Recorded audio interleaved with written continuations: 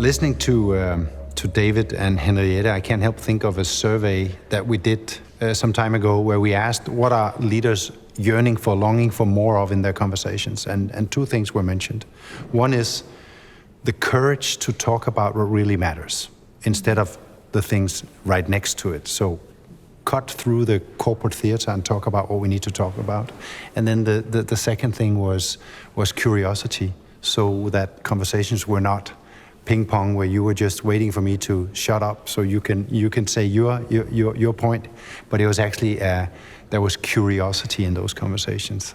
And I think if we really want to start having more courageous conversations, there's two really beautiful questions where everyone can start.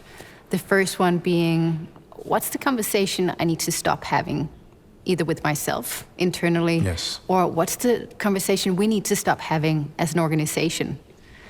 And then secondly, what's that conversation that I just know that I really need to have, but that I'm not having right now?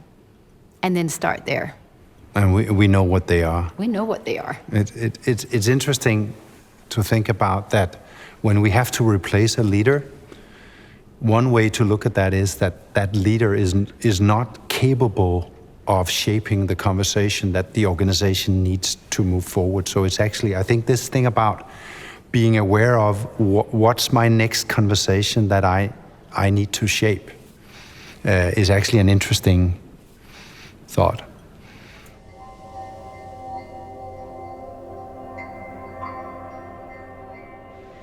So one of the areas where we tend to bundle choice making is into our strategy process.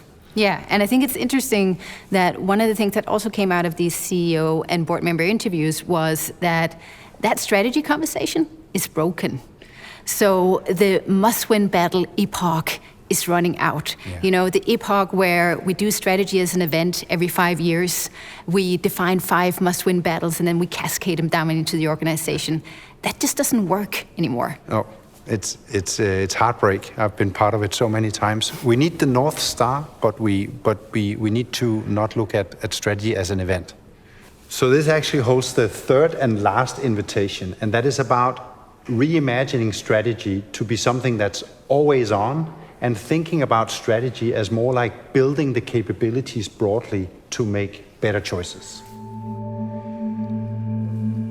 We're coming to an end, and we've been exploring how is choice making different in a time of tension and crisis and so forth. And I guess what I sit with is the main conclusion is what got us here won't take us there. There's an invitation to upgrade both our capabilities, but not least our mindset to navigate the complexity and the ambiguity we're looking into. Yeah, and the 3 pathways into that is, first of all, to start embracing a both-and mindset, both on an individual level, but also at scale in our organizations. Yeah, and the second thing that every leader needs to build their ability to do is to hold and shape courageous conversations that move us forward. And lastly, having the courage to reimagine how we do strategy, fix that broken conversation so strategy becomes a continuous conversation, always on strategy. I guess that's it. That's it.